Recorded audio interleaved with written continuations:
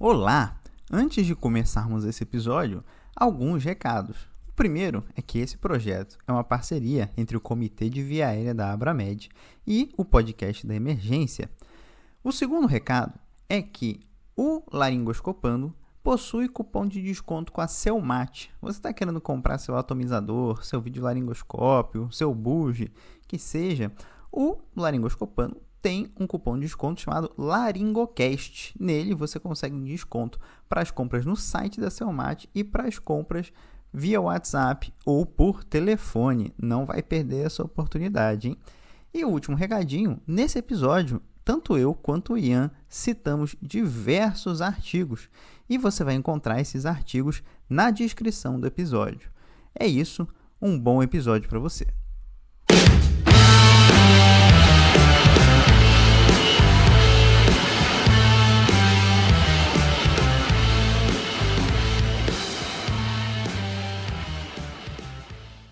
Olá, caros ouvintes do podcast. Por muito tempo, na minha graduação em residência, eu ouvi a frase "mida e fenta e não inventa", quando o assunto era intubação. Ou seja, as drogas de escolha para intubar seriam essas aí, midazolam e fentanil. Acontece que fentanil, ou qualquer outro opioide analgésico, não faz parte da sequência rápida de intubação. E midazolam não é tão legal assim. E pior, dando cursos de via aérea ao redor do Brasil, frequentemente me deparo com colegas médicos que dizem que onde eles trabalham existe o kit intubação, que já vem pronto com midazolam e fentanil. Bem, caso você ainda esteja na dúvida do porquê não utilizar fentanil, recomendo que vá até o episódio 39 do podcast da Emergência chamado Sequência Rápida de Intubação é Muito Orelhada, onde explico o porquê fazer fentanil na sequência rápida é uma bela de uma orelhada. Mas e o midazolam? Tá errado fazer? Sabendo que temos 4 indutores disponíveis, midazolam, propofol, etomidato e ketamina, qual que eu devo utilizar? Qual o pior, qual o melhor? Etomidato realmente aumenta a mortalidade? Não posso utilizar ketamina para paciente com infarto ou hipertensão intracraniana? Bem, eu estou aqui hoje nesse episódio junto ao Dr. Ian Ward com um grande desafio, tentar elucidar para vocês qual seria o melhor indutor na sequência rápida de intubação. E, infelizmente, a resposta não é tão simples. Então, Ian, estamos prontos? E aí, Adriel, beleza, pessoal? Bom, meu nome é Ian, eu sou médico emergencista, terminei a residência em 2020 pelo Hospital de Clínicas de Porto Alegre e desde então eu sou médico assistente da unidade de emergência do Hospital das Clínicas de São Paulo e também da unidade de emergência da Santa Casa de São Paulo, onde eu tenho muito orgulho de trabalhar. Além disso, sou um grande entusiasta de via aérea, estou terminando meu doutorado. Minha tese principal é o estudo barco. Para quem não conhece, é o primeiro registro latino-americano de intubação na emergência. Tá? Se você tiver mais curiosidade sobre o assunto, digita www.estudobarco.com.br. Vamos lá? Vamos responder essas perguntas aí um tanto quanto cabeludas que o Adriel fez. Midazolam, por que não usar? Vamos lá, Adriel. Primeiro ponto, início de ação lento. É importante entender que o midazolam, apesar de ser um benzodiazepínico amplamente utilizado, ele não é ideal para indução na sequência rápida de intubação. Quando a gente fala sequência rápida de intubação, a gente está falando de todo um processo de etapas, mas que a pedra angular é a infusão quase simultânea, virtualmente simultânea, que a gente chama de um indutor, um sedativo de ação ultra rápida, seguido de um bloqueador neuromuscular de ação ultra rápida. E quando a gente olha para o midazolam, a dose recomendada vai variar ali de 0,2 a 0,3 mg quilo, e quando ele é usado sozinho, tem relatos na literatura que ele pode levar até 5 minutos para ter o pico de ação. E aí quando você tem a administração concomitante com opioides, por isso o midifenta, ele vai acelerar o processo aí de hipnose do midazolam, mesmo assim você reduz para 90 segundos. E quando você compara esse tempo, midifenta, eu vou conseguir induzir o paciente em 90 segundos. E você olha outros agentes, como etomidato, a ketamina, que tem início de ação de 15 a 45 segundos, fica claro para a gente que o início de ação lento do midazolam pode sim fazer a gente perder segundos muito importantes na hora de intubar aquele paciente hipoxêmico crítico que precisa ter a melhor indução, a melhor condição de intubação menos de 1 minuto, né? Outro aspecto que fala contra o midazolam é o efeito hemodinâmico. O midazolam possui efeitos hemodinâmicos que podem prejudicar o paciente. Tá? Ele tende a reduzir a resistência vascular sistêmica, possui efeitos depressivos miocárdicos. Então, isso significa que aumenta o risco de hipotensão perintubação. Tá? A gente tem um estudo que a gente vai botar no link do podcast, Choi et al., que demonstrou que o midazolam leva a uma diminuição significativa da pressão arterial sistólica quando comparado ao etomidato. Tá? A gente tem algumas outras recomendações, tanto de guidelines de intubação em paciente crítico, para evitar o midazolam e buscar intubações, melhor dizendo, sedativos mais cardioestáveis no paciente crítico. Ian, e o paciente com status epilético, né? Vou intubar um paciente com status epilético, tem espaço ainda, é minha droga de escolha? Bom, é uma excelente pergunta, né? Em relação ao paciente com status epilético que você precisa intubar, o primeiro ponto é você avaliar a hemodinâmica do paciente. Tá? É um paciente que está mais cardioinstável, está num limiar mais hipotenso, ou está no limiar mais hipertenso. Se ele está mais no limiar hipertenso, a gente tem drogas paralelas ao midazolam, como o Propofol, que a gente vai falar mais para frente, que também tem propriedades anticonvulsivas. Tá? Então, o midazolam, o etomidato, a ketamina também tem propriedades anticonvulsivas. Então, só para a gente tirar esse conceito, esse dogma, que o midazolam é a droga de escolha para pacientes com status epilético. Perfeito, Ian. Eu gosto de ressaltar essa questão do tempo de início, do pico da ação, né, da droga. Que muita gente usa fentanil ainda para tubar junto com o etomidato também. E aí você vai entubar aquele paciente que está com a pressão ok, e aí você entuba e você puxa uma pressão depois e o paciente está hipotenso, né? O que será que aconteceu?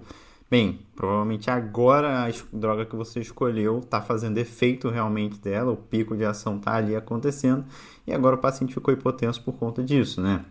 E aí você vai ter que... Eu já passei por situações em que eu lembro quando eu aprendi ainda a entubar com midazolam e fentanil, de que a gente percebia que essa hipotensão às vezes era até transitória, né? Porque passava o efeito da medicação, a pressão do paciente voltava a subir.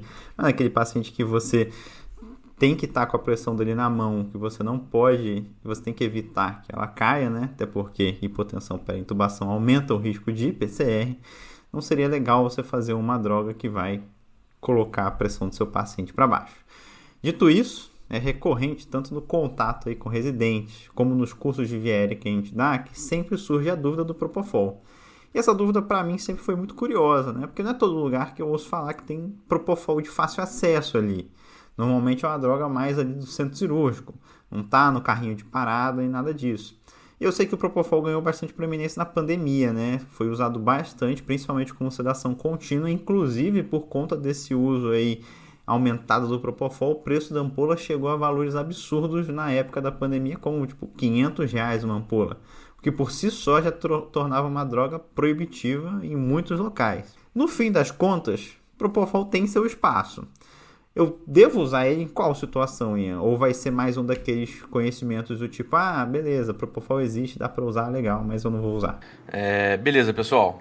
Então, primeiro ponto, é a gente olhar uns dados descritivos para saber, olha, Propofol é comumente usado? Só para a gente ter uma análise crítica dessa droga.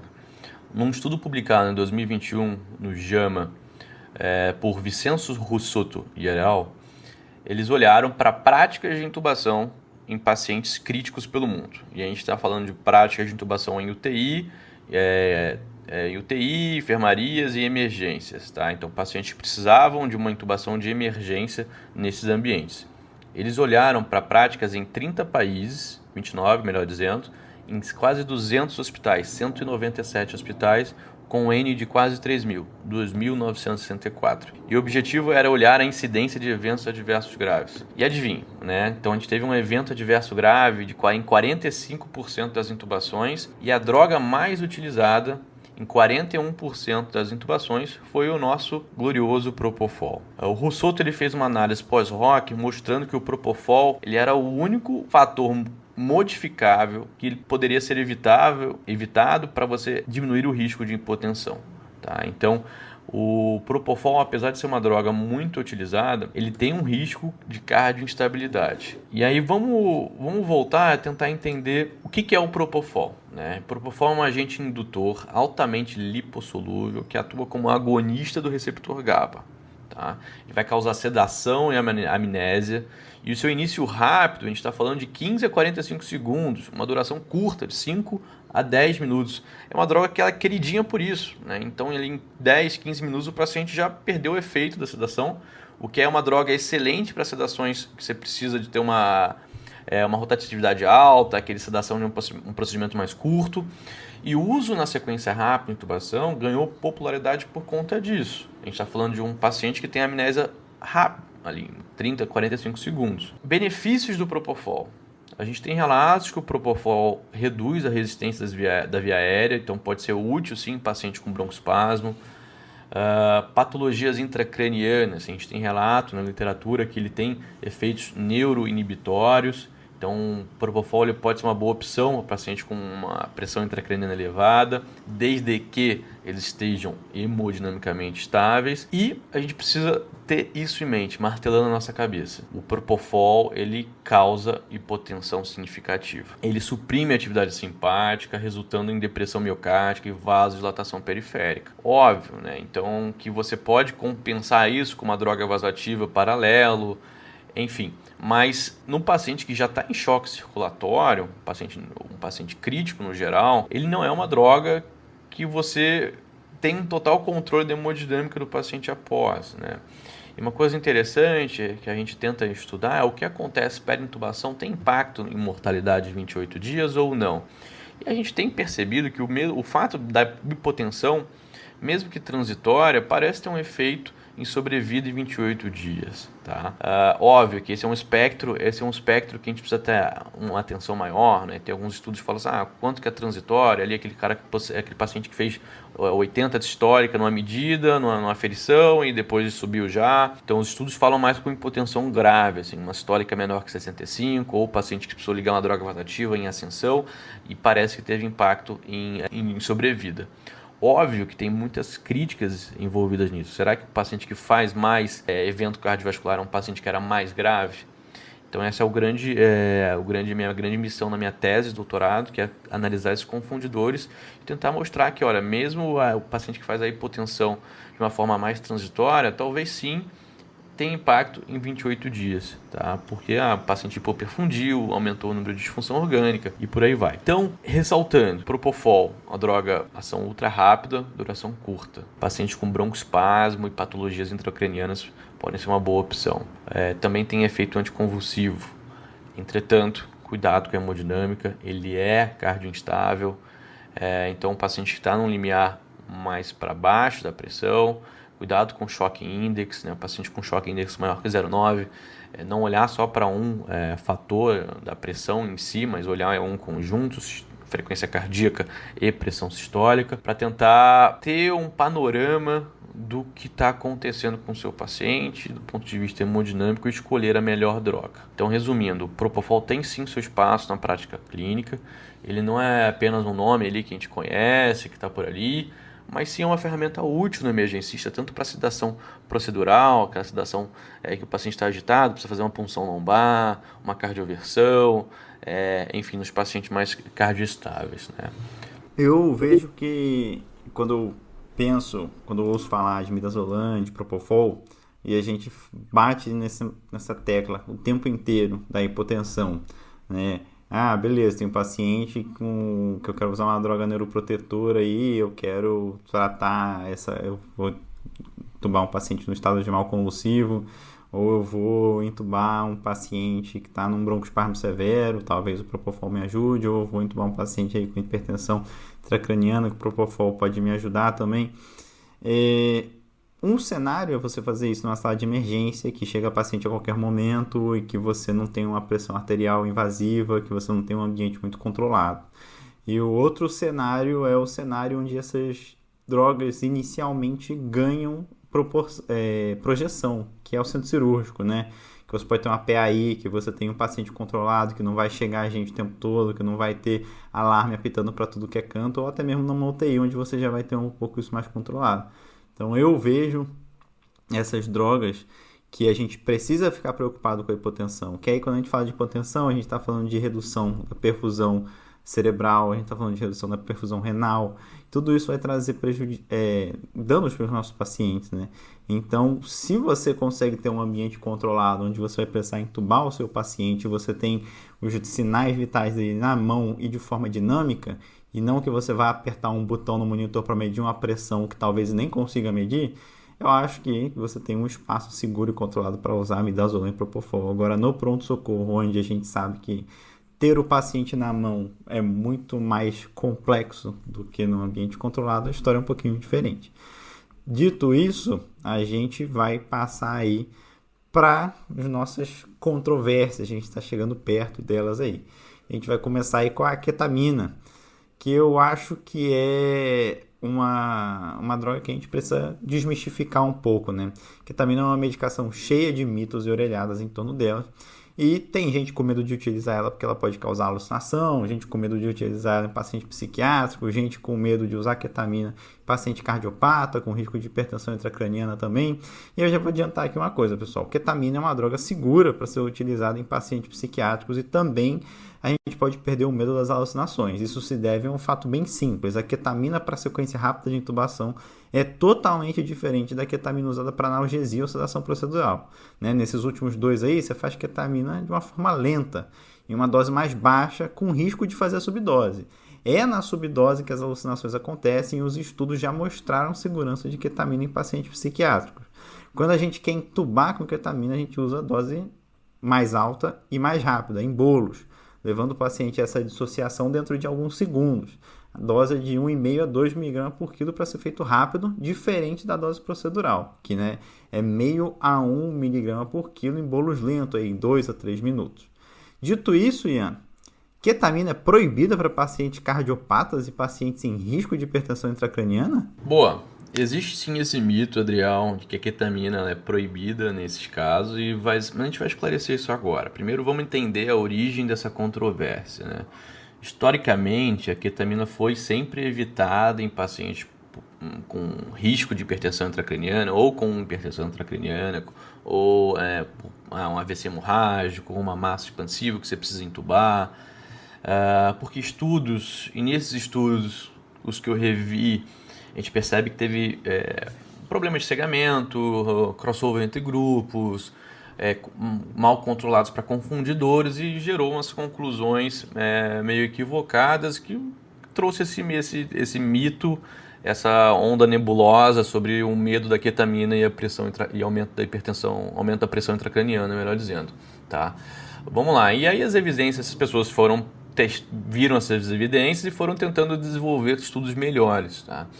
A gente teve alguns outros estudos que saíram, a gente vai botar no nosso link da descrição, e desde revisões sistemáticas a estudos clínicos, observacionais e randomizados, mostraram que ketamina não aumenta a pressão intracraniana e, inclusive, ela pode diminuir a pressão intracraniana em pacientes com algum tipo de lesão expansiva, tá?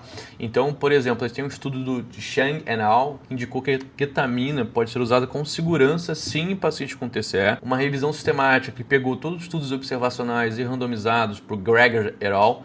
Não encontrou evidência de que a ketamina aumenta a pressão intracraniana em pacientes críticos. E um estudo publicado por um anestesista mostrou que durante a indução com ketamina, ela não aumenta a pressão, mas ela pode reduzir sim a pressão intracraniana. Esse foi um estudo mais controlado em ambiente de centro cirúrgico, onde ele estava induzindo os pacientes para neurocirurgias. Tá? Então, portanto, a ketamina não é proibida em pacientes com risco de hipertensão craniana e pode sim ser considerada uma opção viável para essa condição, esse tipo de paciente. Um outro ponto que a gente precisa entender é que a ketamina tem liberação catecolaminérgica, né? Então, em pacientes com perfil hemodinâmico mais para hipertenso, cardiopatas, estão numa emergência hipertensiva, talvez ela não seja realmente a melhor droga, né? Então, paciente com doença arterial coronariana grave, hipertensão não controlada, talvez isso aumente a demanda de oxigênio pelo miocárdio, por exemplo, e pode agravar a isquemia já pré-existente, tá? Então nunca fazer no paciente cardiopata. Não é bem assim, a gente precisa entender mais uma vez o perfil hemodinâmico desse nosso paciente. Entre propofol num paciente que está em choque cardiogênico versus ketamina. Ketamina, perfil hemodinâmico muito mais estável. Num paciente com uma emergência hipertensiva, falhando na VNI, está com edema agudo, está com uma emergência hipertensiva, eu tentei controlar ele com niprid, não está dando, preciso entubar ele, talvez uma droga realmente, uma droga como propofol, ou até mesmo etomidato, a ketamina não seria minha droga de escolha nesse cenário, tá? Então, aplicações práticas, né? Pacientes hipotensos, hemodinâmica instáveis, a ketamina sim é uma excelente droga por conta de ser uma droga cardiostável, liberação catecolaminética. A gente vai falar um pouco das polêmicas entre o etomidato e a ketamina mais para frente, mas que também tem uma onda nebulosa, que a ketamina causa hipotensão no paciente que está depletado de catecolamina, mas todo indutor, todo hipnótico, ele vai causar hipotensão no paciente que está depletado de catecolamina. Tá? Paciente com asma e broncoespasmo, ele tem sim efeitos broncodilatadores, e paciente com lesão cerebral, uma lesão expansiva, com risco de hipertensão intracraniana, a ketamina pode ser sim usada. Em resumo, então, ketamina não é proibida para pacientes cardiopatas e com risco de hipertensão intracraniana, e as evidências mais recentes suportam o seu uso seguro nesse grupo de pacientes. Tá? Então, quando aplicado, obviamente, em condições adequadas, no paciente que está no perfil hemodinâmico menos hipertensivo, né? Vamos dizer assim. Muito bom. E agora, então, que a gente conhece um pouco mais da ketamina e a gente afastou alguns mitos, vamos falar dele, né? A medicação da vez, o etomidato. Um dos grandes atrativos do etomidato é a cardioestabilidade dele. E algo que favoreceu o seu crescimento no meio dos emergencistas são algumas coisas, né, a se levar em consideração. Primeiro, seu fácil acesso e seu fácil uso, né? Uma ampola serve para entubar em muitos cenários. Outro é que não havia muitos mitos e orelhadas acerca do etomidato, como havia da ketamina. Só da ketamina a gente pode falar 4, né? Alucinações, uso restrito em pacientes psiquiátricos, não usar em infarto, não usar em hipertensão intracraniana. Apesar destes serem mitos sobre a ketamina, como a gente explicou aqui, na dúvida, muita gente acabava indo para o etomidato. E acho que talvez o fator mais importante é que a ketamina, quando comparada com o etomidato, ela tinha uma outra função. É uma droga recreativa ou droga de abuso. Muitos médicos e até mesmo leigos nos Estados Unidos usam ketamina para se drogar mesmo. E isso também acontece no Brasil, o que acaba dificultando o acesso a essa medicação. Só que uma coisa que não é tanto mito assim, começou a incomodar os emergencistas e os intensivistas também. Uma coisa chamada supressão adrenal, e que poderia ser um desastre na sepse, por exemplo. Então eu já te mando 2 perguntas, Ian. Etomidato é a droga mais cardioestável? E essa da supressão adrenal é perigoso mesmo? Cara, vamos lá que essa discussão dá muito pano para manga. Tá? Vamos tentar responder essa pergunta por etapas. Etomidato é a droga mais cardioestável? Olha, aparentemente ela é uma droga tão cardioestável quanto a ketamina. Tá? O etomidato é realmente amplamente conhecido por ser um dos agentes indutores mais cardioestáveis disponíveis para sequência rápida. A gente está falando também, mais uma vez, início ultra rápido, duração mais curta, o que é uma excelente droga para desde sedações em pacientes cardioinstáveis quanto para sequência rápida. Mínimo impacto hemodinâmico, então o etomidato causa pouca ou nenhuma alteração na pressão arterial, sistêmica, frequência cardíaca, débito cardíaco, então isso se torna especialmente útil em pacientes hemodinamicamente instáveis. Nos pacientes com um tipo de lesão cerebral também mostra um benefício de uso do etomidato em relação ao controle da pressão intracraniana. E essa tal da supressão adrenal, é perigoso mesmo? Bom, a gente tem um estudo que eu considero um dos melhores estudos para responder essa pergunta, que é um estudo publicado no Lancet em 2009, que randomizou ketamina e etomidato para intubação em paciente crítico. Bom, mecanismo de ação do etomidato. O etomidato ele inibe sim enzimas chaves ali na produção do cortisol, da síntese de cortisol, que é a 11-beta-hidroxilase. Tá? Então, ela vai levar sim à supressão temporária da função adrenal. Quando a gente olha os grupos desse estudo do Lancet que eu falei, a última autora, Patrícia Jabré, a gente olha entre os grupos ketamina e etomidato, então em cada grupo o etomidato tinha 116 pacientes, na ketamina tinha 116 pacientes. Quando a gente olha a tabela 1, a gente vê que está uma tabela 1 bem equilibrada, eles controlaram bem confundidores, foi duplo cego, então tem diversas qualidades nesse estudo. E quando a gente olha quantos pacientes evoluíram com insuficiência adrenal após a intubação, a gente está falando de 86% dos pacientes do grupo de etomidato tinham insuficiência adrenal clínica. Quando a gente olha para os pacientes com ketamina, 48% dos pacientes tinham insuficiência adrenal clínica. Quando eu olho esse dado, o que eu percebo? Primeiro, como é que a ketamina fez insuficiência adrenal? Não é a ketamina que fez, mas sim o paciente crítico, né, que está intubando por diversas sepsis, diversos outros fatores, ele tem sim um grau de insuficiência adrenal, pela doença crítica dele. E quando a gente olha o grupo do etomidato, o etomidato parece que realmente que favoreceu isso, né? Quase dobrou o número de pacientes que evoluíram com insuficiência adrenal, tá? E como é que ele fez esse teste? Foi um teste bem controlado do ponto de vista com ACTH, foi realmente um teste controlado para a identificação de insuficiência adrenal, tanto clínica quanto biológica, né? Assim, por meio de testes de estimulação da CTH. Tá? Então, é um fato. O uso do etomidato, mesmo numa dose, ele vai causar insuficiência adrenal temporária. Tá? Tendo esse dado, a grande polêmica e aí, isso tem impacto em mortalidade ou não? Tá? Quando eles olharam nesse estudo, ainda no estudo de 2009, a gente olhando a curva Kaplan-Meier dele, que é uma curva de sobrevivência, eles não conseguiram atingir equivalência estatística, ou melhor dizendo, significância estatística. Né? Então, o grupo do etomidato ele teve uma mortalidade de 35%, e o grupo da ketamina teve uma mortalidade de 31%, o P 0,36. Então, a gente teve essa diferença, mas essa diferença pode ter sido por acaso, por conta do P que não é significativamente estatístico, enfim. Então, fica essa dúvida. Teve uma diferencinha de 35 no etomidato e 31 na ketamina, de mortalidade de 28 dias, mas não foi significativo. Tá?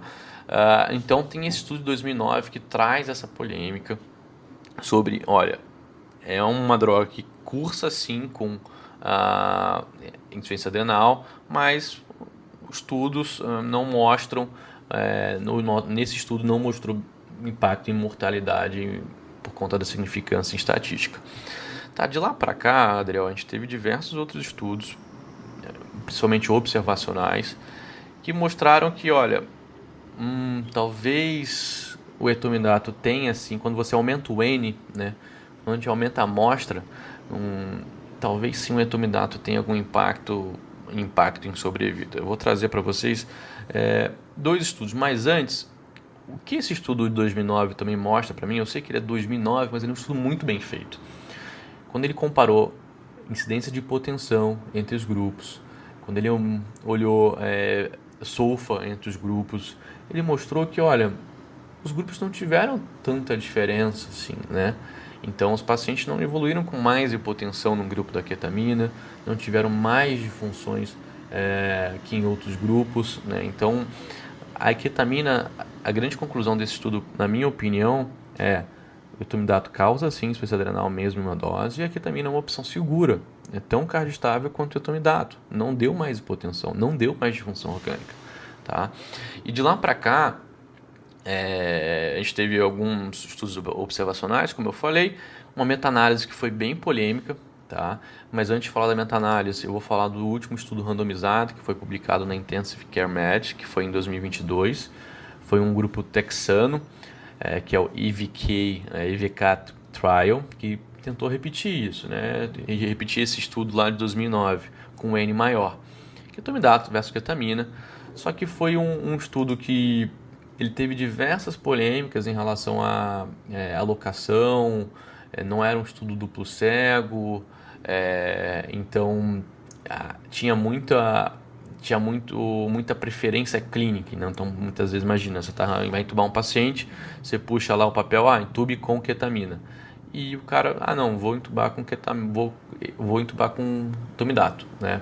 Então, teve alguns pacientes que foram perdidos nesse contexto por preferências clínicas, porque eles sabiam que o grupo que estava, o paciente. Então, esse estudo, Adriel, ele teve um endpoint que foi mortalidade em 7 dias e 28 dias. Quando eles olharam para a mortalidade em 7 dias, eles tiveram uma diferença estatisticamente significativa, mostrando que o etomidato tinha uma probabilidade de sobrevida menor que os pacientes que receberam ketamina. Mas quando eles olharam para 28 dias, os grupos se aproximaram e essa equivalência estatística se perdeu, tá? E aí fica aquela coisa, mas como assim? 7 dias os caras trouxeram esse endpoint de 7 dias, mas o que adianta eu saber se o cara morreu em 7 dias, mas teve o cara morreu mais rápido em 7 dias, mas no final todo mundo foi meio igual em 28 dias, sabe?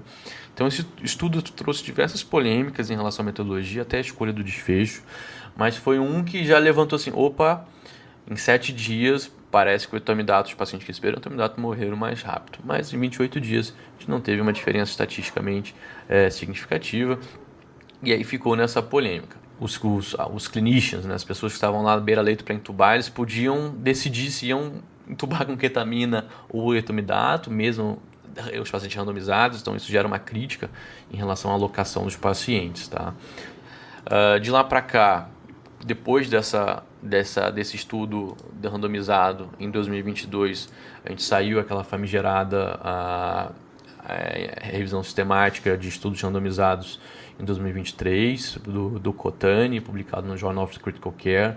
É uma meta-análise que ele traz um resultado positivo, mostrando um risco relativo de morte aí de 1,16, né? Então com uma significância estatística. Entretanto, essa meta-análise ele tem críticas muito importantes, metodológicas, em relação ao efeito fixo que ela usa, e quando você percebe que a heterogeneidade dos estudos é maior do que realmente aparece no estudo, ele deveria ter usado um outro tipo de teste, e provavelmente se ele usasse um outro tipo de teste, o resultado não ia ser significativamente estatístico. Então ele traz essa polêmica, mais uma vez, que o etomidato talvez tenha um impacto na sobrevida. Ele tentou se corrigir, o grupo dele tentou se corrigir com uma análise bayesiana publicada já numa revista melhor que na Critical Care, e ele traz um resultado interessante. Esse foi um estudo que ele juntou RCTs, Propensity Match Scores, e ele olhou aí para quase 3.000 pacientes entubados nessa revisão sistemática com análise bayesiana, e mostrou que, olha, na nossa análise parece tem um efeito provável, um provável benefício em sobrevida quando você usa ketamina em torno de 83%, né? Então você fala assim, putz, cara, então tem uma significância que passa o zero mais uma vez. Eu estou falando de um intervalo de confiança de 0,79 a 1,08, ou seja, está na trave, né? E aí isso levanta a dúvida, será que se a gente passar de 2.900 pacientes para 4.000, né, talvez tenha esse benefício? E aí um estudo que é bem recente, publicado agora em agosto de 2024, numa excelente revista que é o Blue Journal, do American Journal Respiratory and Critical Care, pela Hannah Hunch. E esse estudo é um estudo bem legal, tá? Ele é uma corte retrospectiva de banco de dados de plano de saúde nos Estados Unidos. Então o que eles olharam, né?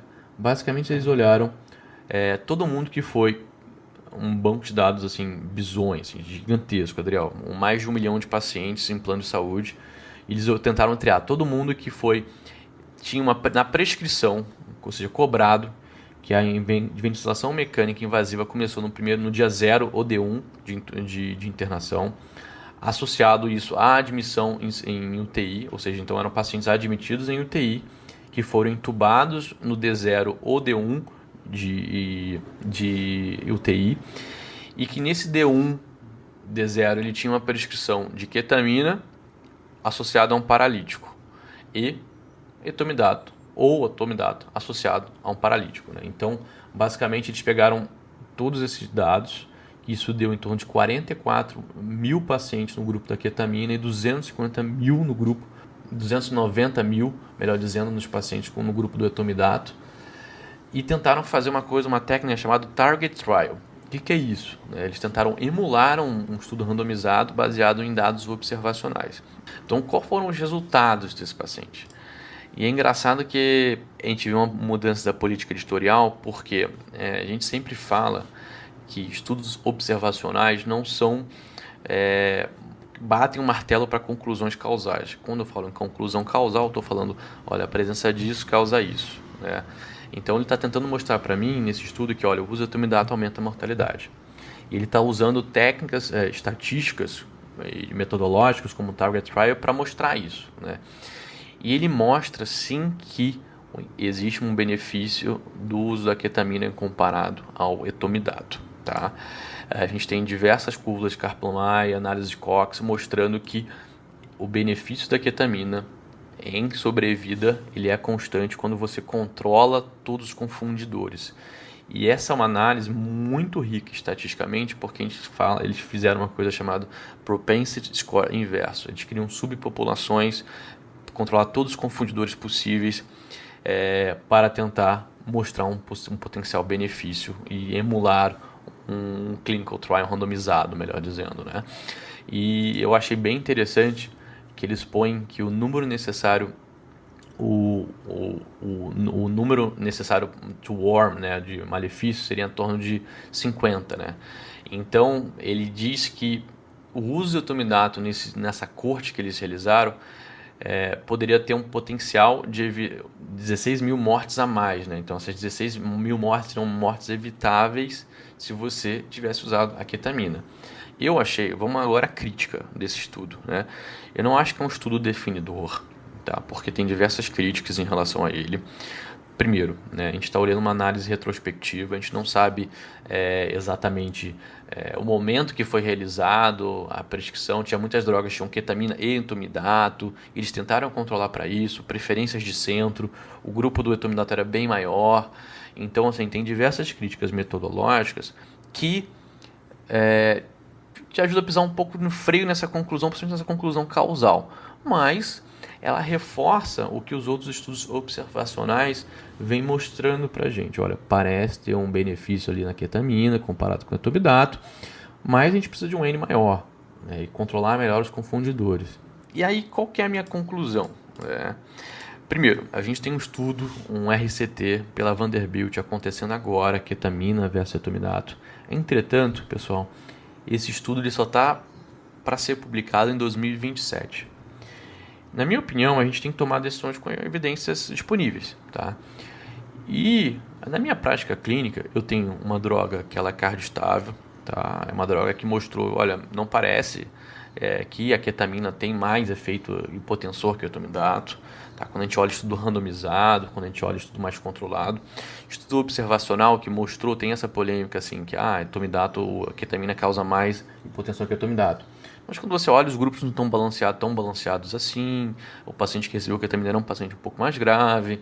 E quando você olha aos estudos randomizados, esse efeito se perde e parece ser grupos bem balanceados, tá? Então, a ketamina é uma droga segura. Tem estudos observacionais, desde meta-análise, análises bayesianas, mostrando que quando a gente aumenta o N da nossa casuística, talvez esse benefício seja significante estatisticamente. Então, baseado nesses dados, por enquanto, a minha decisão, porque a gente precisa tomar uma decisão beira-leito, né? A minha decisão ainda é favorecer a ketamina, tá? Eu sei que ficou meio longa essa conversa.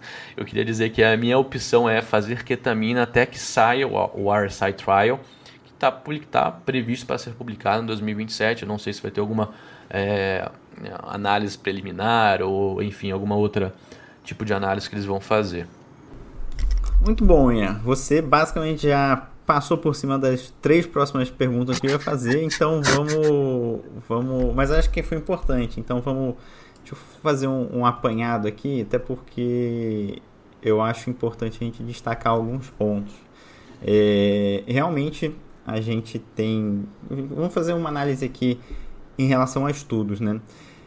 Existem médicos que não são cientistas. Existem médicos que são cientistas. Vai ter aquele médico que está lá atendendo na UPA, no interior de um estado, aquele médico que é o médico trabalhador, e tem um médico que é pesquisador.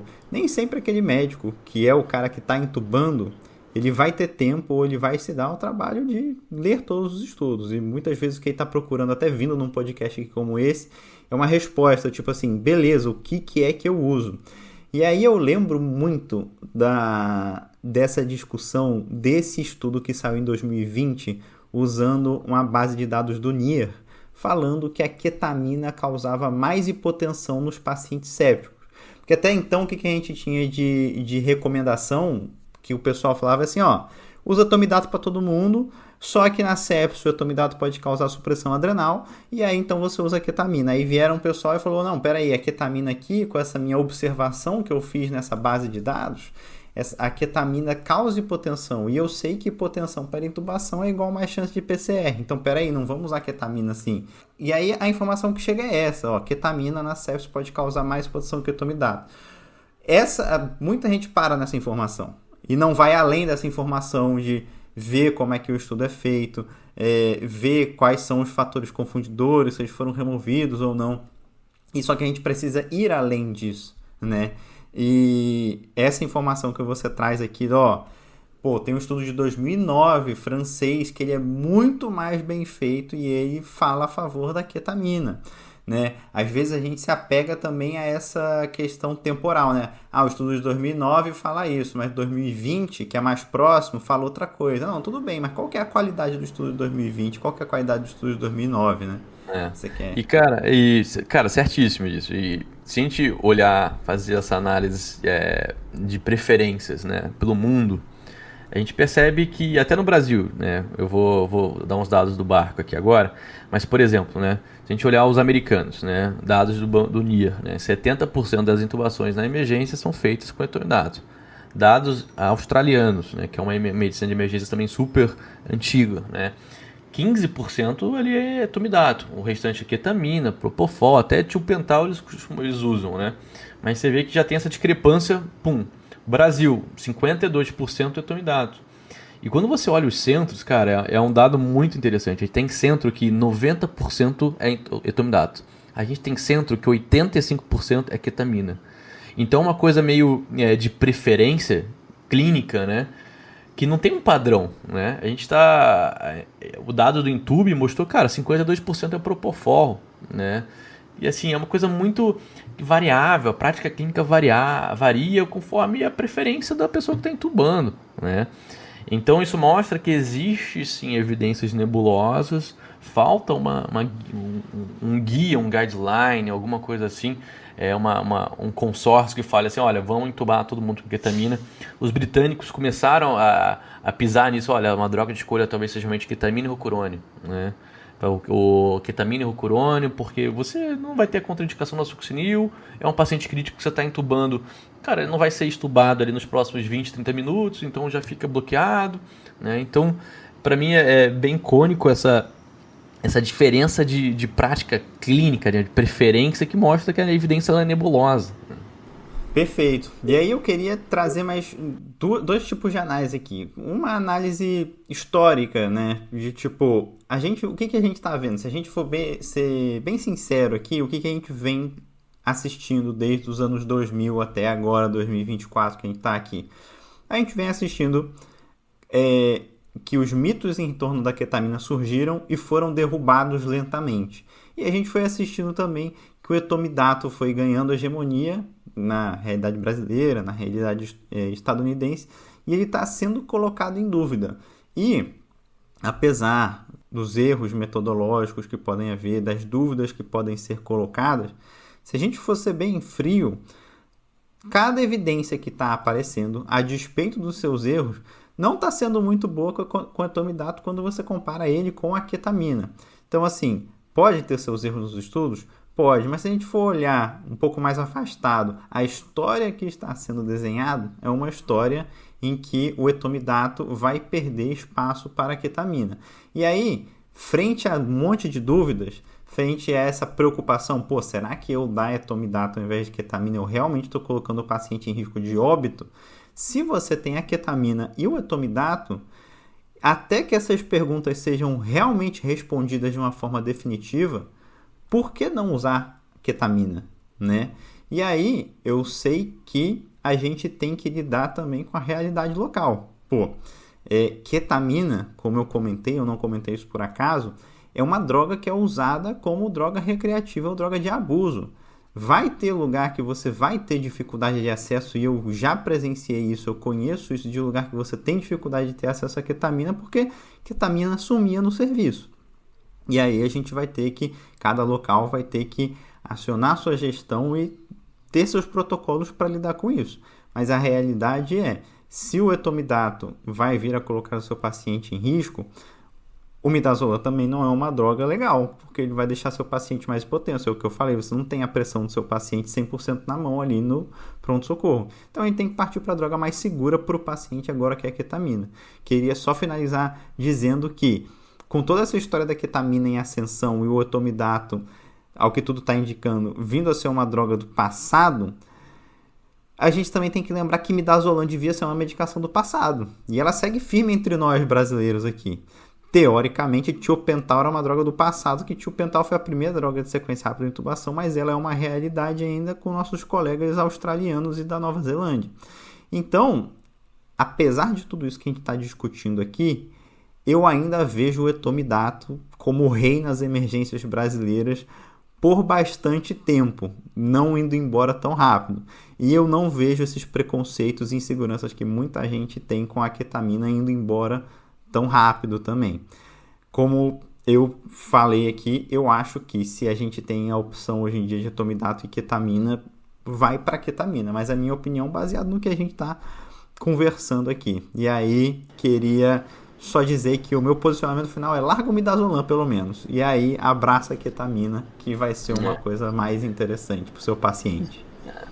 Mas essa, cara, Adriel, essa é a magia, assim, que a gente precisa, tudo que sai, a gente precisa ter uma visão crítica, né? Então, eu posso estar falando aqui agora e mês que vem vai sair uma análise preliminar desse RSI Trial mostrando, olha, etomidato realmente mata mais, o etomidato diminui, não mata mais, vamos falar assim, diminui a sobrevida do paciente, e isso vira um fato, né?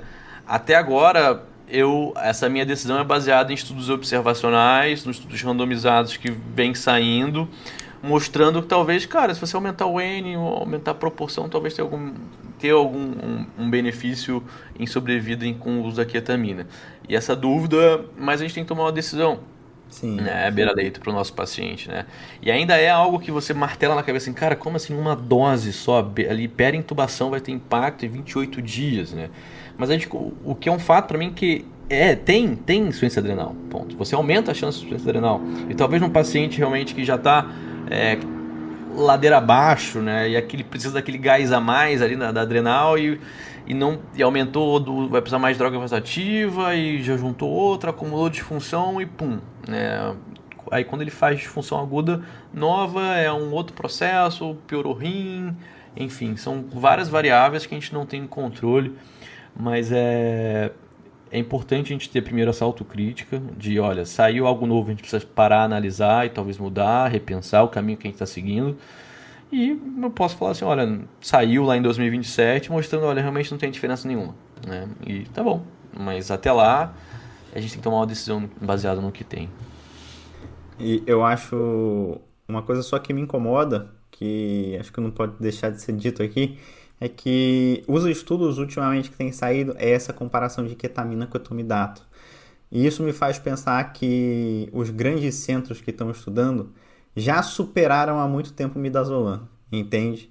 Então, tipo assim, etomidato aumenta a mortalidade, então eu vou usar o midazolam. Não, mas peraí, o que os estudos estão falando é que comparando ketamina com etomidato, parece que a ketamina é melhor. Não está falando para você largar o etomidato e voltar para o midazolam. Então a gente não tem muitos estudos que falam assim, o midazolam aumenta a mortalidade, mas é porque a sensação que dá é que já foi superado o midazolam. E aí nem se preocupam em ter que argumentar sobre ele na sequência rápida de intubação, né? Não, é perfeito, né? Tem sempre aquele gap, né? De o que sai de evidência, de coisas novas, até ser aplicado ali beira-leito, né? Que é um gap que o pessoal fala 17, 10 anos aí com a tecnologia, com a internet, né? Mas eu concordo plenamente, cara. Se as pessoas estiverem escutando a gente, já tiverem uma crítica maior ao uso de midazolam, seja pelo tempo de ação, o efeito adverso, e a gente tem diversas outras opções disponíveis no mercado. E aí aquele ponto, Ian, só tem midazolam. Cara, busca melhor, né? Assim, não é possível que você tem um hospital que tem centro cirúrgico, eu tenho certeza que tem drogas além do midazolam. Você trabalha numa UPA, cara, tenta buscar com o gestor uma outra droga, porque isso vai melhorar a sobrevida do seu paciente, né? Midazolam é uma péssima droga para o cara que está instável, que está em choque circulatório, para você fazer a sequência rápida de uma forma como ela deve ser feita, né? Então, entra muito naquela coisa assim, tô aqui e só tem isso. E as pessoas são simplesmente resilientes todos os dias e não lutam por, cara, tá assim, mas vamos tentar buscar melhor? Como é que a gente faz, né? Então, é importante ter essa crítica também. Eu vou finalizar aqui e fazer o meu comentário final de que enquanto a gente está fazendo essa discussão, muitas vezes talvez a gente se sinta frustrado em não ter uma resposta definitiva do que, eu vou usar tal coisa, né? Sequência rápida de intubação, eu quero pensar pouco, fazer minhas drogas. Tem lugares aí que tem os kits de intubação já feitos com fentanil e midazolam para você não pensar, mas a gente tem que pensar que a gente está colocando medicação no nosso paciente. Gente, é que nem antibiótico. Tu vai dar ceftriaxone para todo mundo porque é mais fácil? Não vai tratar todo mundo, né? Não adianta. Você tem que pensar que sequência rápida de intubação é que nem uma escolha de antibiótico. Você tem que pensar nos efeitos, no que está causando a instabilidade do seu paciente, qual que é o efeito que você quer, qual que é o tempo de ação que você quer. Infelizmente, medicina envolve raciocínio. Obviamente, numa situação de emergência que você precisa pensar rápido, você quer menos carga cognitiva atrapalhando o seu desempenho ali, e para isso você precisa estudar antes de você se colocar de frente para a prática, para o seu raciocínio sair mais fluido. Então, infelizmente não vai ter resposta fácil, não vai ter formulinha, não vai ter kit intubação que vai resolver todos os seus problemas. Você precisa saber qual que é a droga que você está usando e para que você está usando ela. Então é isso, pessoal. Obrigado aí pela participação de vocês. Espero que vocês tenham gostado do episódio. Obrigado, Ian, mais uma vez. E até a próxima.